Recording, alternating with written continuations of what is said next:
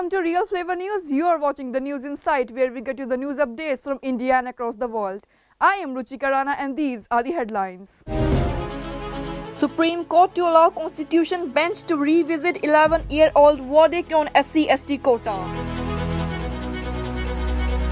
India-Cambodia ink 4 pacts decide to boost defense ties. Seine River burst its bank in Paris after a day of non-stop rain.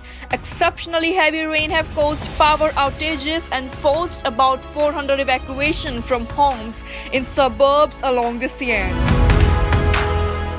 Top stories from the week are: the Supreme Court will hear a petition to exclude the affluent members or the creamy layers of the scheduled caste and scheduled tribe from the benefits of reservation. A bench led by Chief Justice of India Deepak Mishra will hear the petition, which argues that the rich among the SCs/STs are snatching away the benefits while the deserving and the needy continue to bite the dust. It is the lack of the division of benefits to the poor and really backward among these communities that has led to social unrest, Naxalite movement and poverty.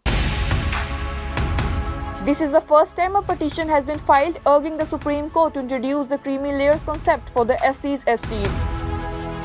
In 1992, a 9-judge bench of the court in the Mandal case upheld the caste-based reservation for the OBCs as valid. The court also said that the creamy layer of the OBC should not get the benefits of reservation. The ruling, however, confined the exclusion of the creamy layers to the OBCs and not the SCs/STs.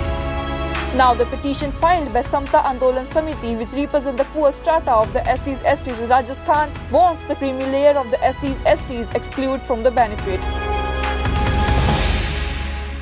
Australia is set to become one of the world's largest arms exporter under a controversial Turnbull government plan. The Prime Minister Malcolm Turnbull has unveiled the new defence export strategy, setting out the policies and strategies to make Australia one of the world's top 10 weapons exporter within next decades. It will set up a new defence export office to work hand in hand with Australia and the Centre for Defence Industry.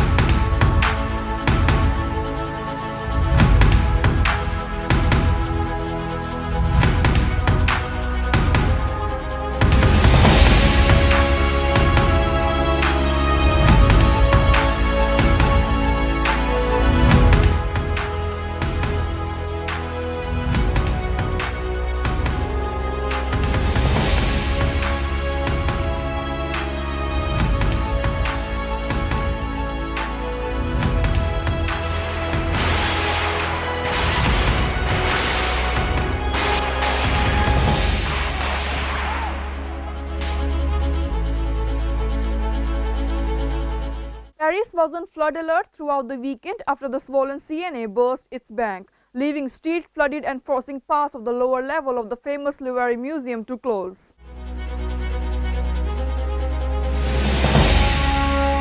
The river overflowed in some places this week when water level reached just over 5 meters.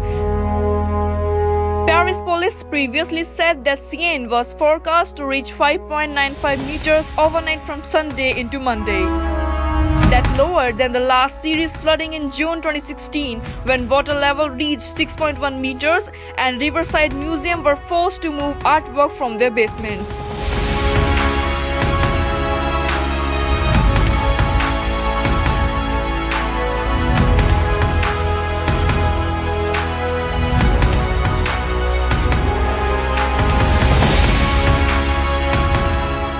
And now it's time to get updated with the news from the world of science and researches, which is ever evolving to serve the mankind.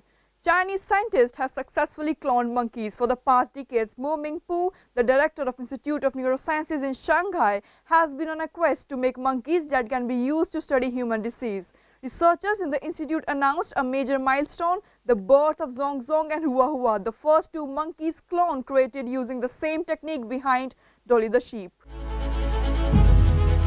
The 2 identical long-tailed macacos named Zhong Zhong and Hua Hua were born 8 and 6 weeks ago at a lab in China. They represent the furthest reaches of cloning technology, genetically resembling each other entirely. They aren't strictly the first primitives to have been cloned, but they are the first to be produced during the single-cell nuclear transfer technique, which involves transferring cell DNA to a donated cell. That is then prompted to develop into an embryo, and is the same process used for the Dolly the sheep.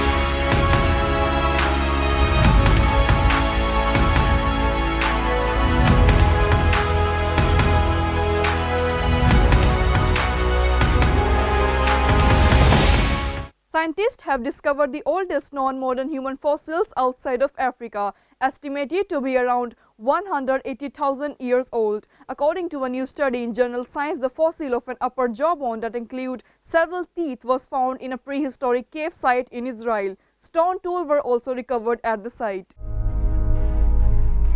This suggests that modern humans may have been on the move, specifically migrating from Africa, at least 50,000 years earlier than previously believed.